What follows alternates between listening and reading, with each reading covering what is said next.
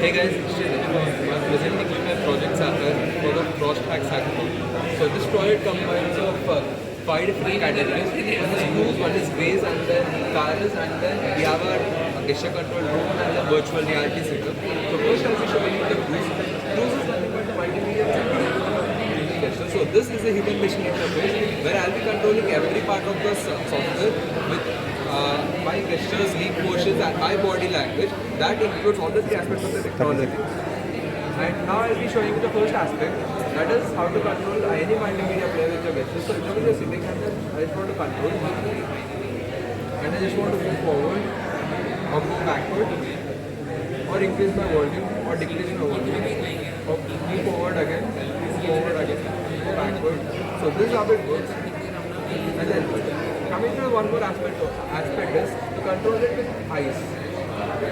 So this is Icarus, where we control the whole interface of the computer system with your eyes. For example, if you see the cursor is moving along with my eyes, and when I blink, the cursor will also be starting to press the clicks.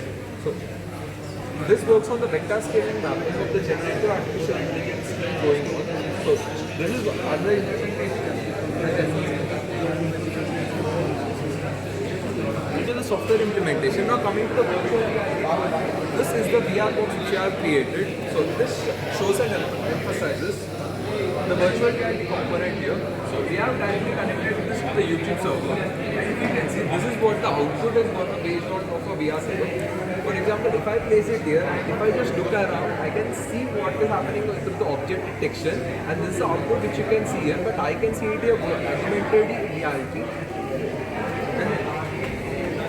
Coming to the hardware part of the controlling technology, this is GRACE, which stands for Gesture Robot Shuttling Control Unit. So what this does is that with the help of my gestures, the whole electrical and electronic component of the software gets controlled. So when I run this, so for example, if I just press 5 or 0, so it acts as a trigger switcher. So when how much ever I want to control, I just place a number of devices here, and then based on it gets controlled.